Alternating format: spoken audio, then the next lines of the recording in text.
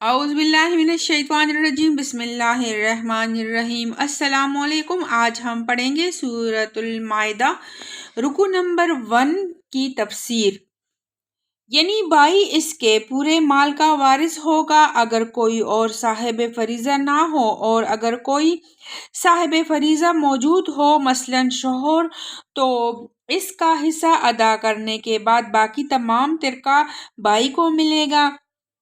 یہی حکم 2 سے زائد بہنوں کا بھی ہے، یعنی ان حدود اور قیود کی پابندی کرو جو تم پر عائد کی گئی ہیں۔ انعام مویشی کا لفظ عربی زبان میں اونٹ، گائے، بھیڑ اور بکری پر بولا جاتا ہے، اور بہیمہ کا اطلاق ہر چرنے والے چوپائے پر ہوتا ہے۔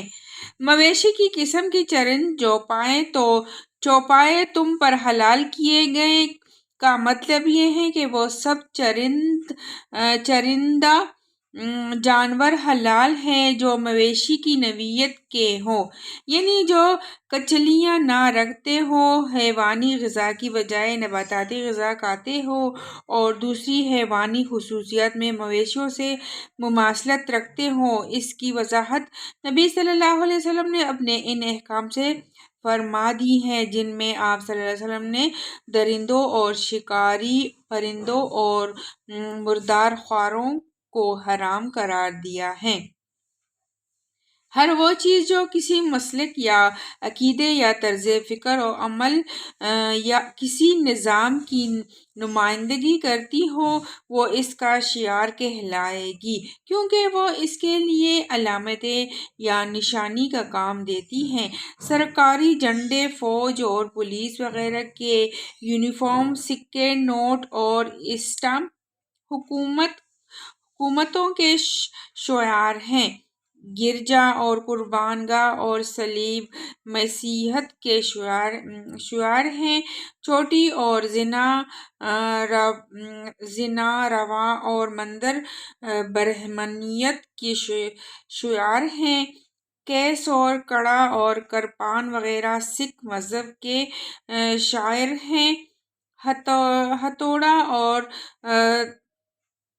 درانتی عسکریت کا شکار ہیں۔ یہ سب مسلک اپنے اپنے پیروں سے اپنے ان شعائر کے احترام کا مطالبہ کرتے ہیں۔ اگر کوئی شخص کسی نظام کے شعائر میں سے کسی شعائر کی توہین کرتا ہے تو یہ اس بات کی علامت ہے کہ وہ دراصل اس نظام کے خلاف دشمنی رکھتا ہے، اور اگر وہ توہین کرنے والا خود اسی نظام سے تعلق رکھتا ہو تو اس کا یہ فعل اپنے نظام سے ارتداد اور بغاوت کا ہم معنی ہے۔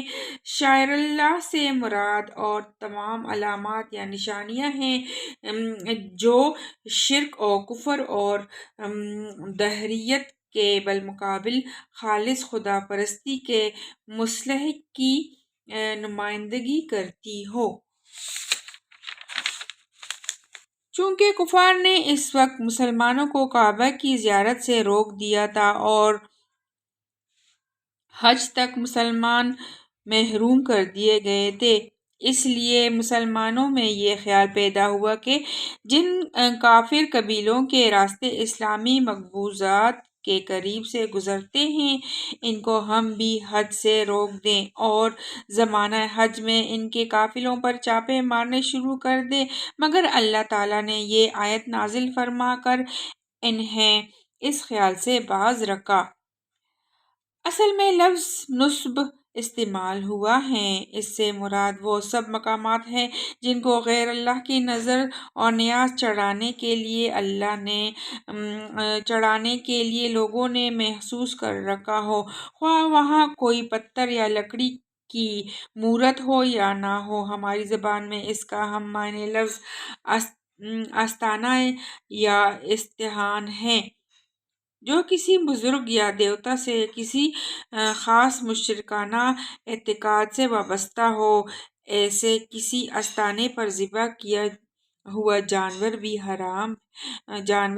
حرام ہے۔